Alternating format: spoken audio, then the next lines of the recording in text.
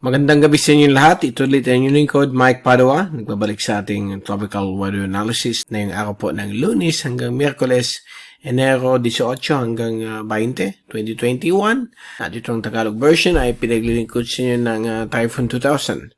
Umpisa natin ang update. Ito ang latest GovSat.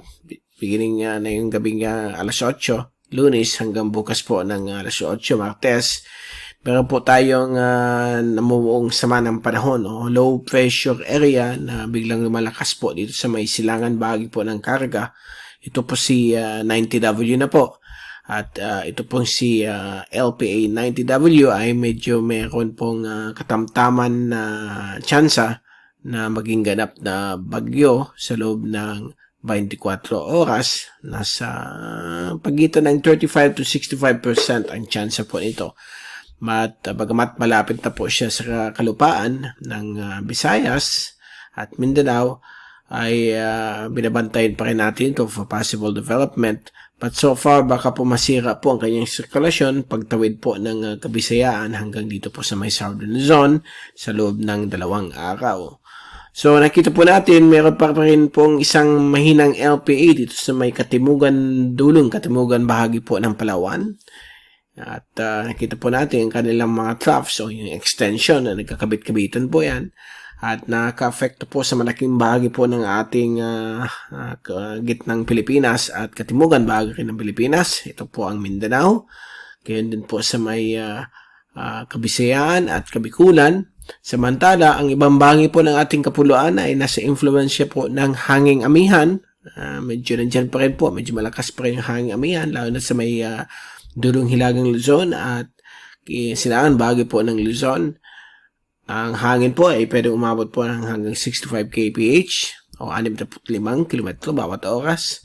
Kasama po dito din ang area po ng Panatag Shoal at Kalayaan Island Group.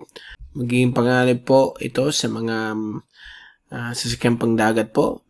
Ito po sa North Philippine Sea at West Philippine Sea dahil po sa hanging amihan. At dito naman po sa may ibang bagay po ng Kabisayaan at Mindanao na sa influensya po nitong mga low pressure areas ay magiging mapanganib po sa mga naninirahan po sa mga mountainous areas, sa mga slopey areas dahil po sa possible hazard ng landslides. Gayun din po sa mga low-lying areas. Sa mga may mga riverbanks ay medyo pwedeng umapaw po ang ilog dahil po sa mga ulan, dulot po itong mga LPAs at yung hanging amihan.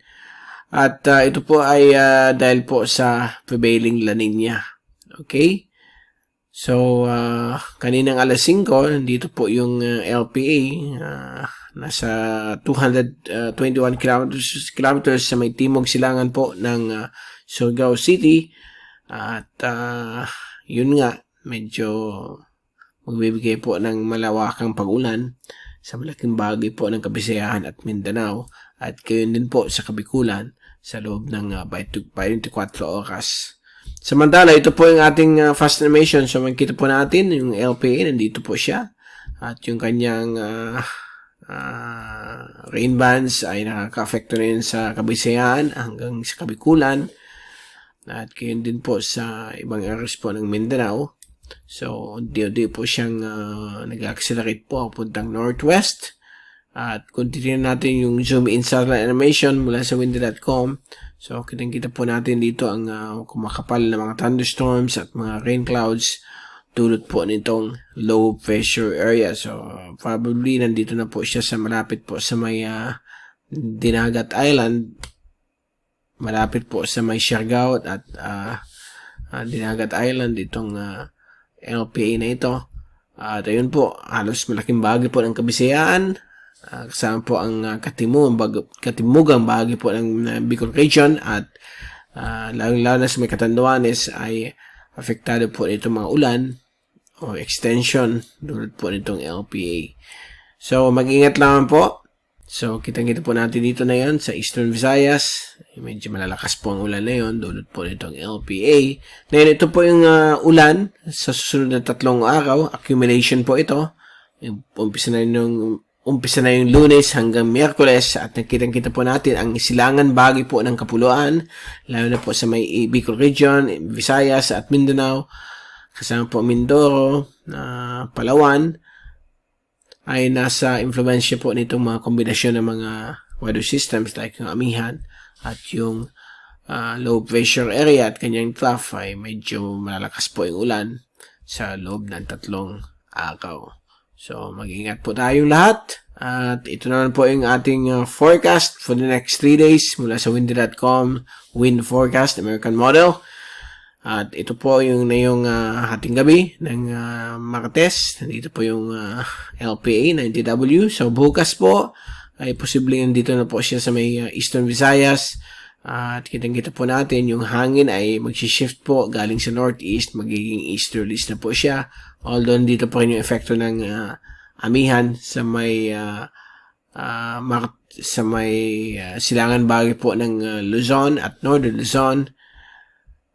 But tomorrow po ng hapon dito po sa may Kabikulan, Eastern Visayas, dito po sa Kabikulan, Visayas at Mindanao ay medyo magiging variable na po ang hangin. Lalo na po sa Wednesday, ang hangin po ay galing sa southeast at east. Lalo na po dito sa may silangan bahagi po ng Luzon. Dulot po nitong LPA na mukhang hihina po siya at baka malusaw habang tumatawid po ng Visayas at Southern Luzon. So yan po ang ating forecast for the next 3 days. So, may mga pagbabago po yan, but mag-ingat lang po sa mga pag-ulan. At yung hangin po ay mag-shift na po mula sa east at medyo hindi masyadong, although malamig pa rin panahon, but ang hangin po ay magiging humid at slightly warm, galing po sa east.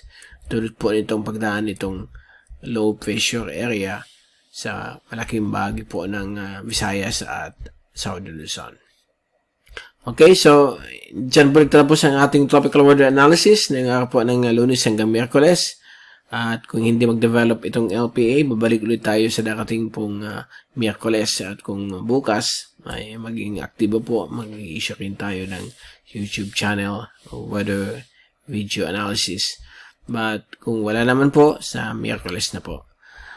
Mula sa Typhoon 2000, ito si Mike Padua magpapaalam. Mag-ingat po tayong lahat. Hashtag WeatherWiser, hashtag Typhoon Wiser, at maraming salamat po sa pagpunod nyo sa aking YouTube channel.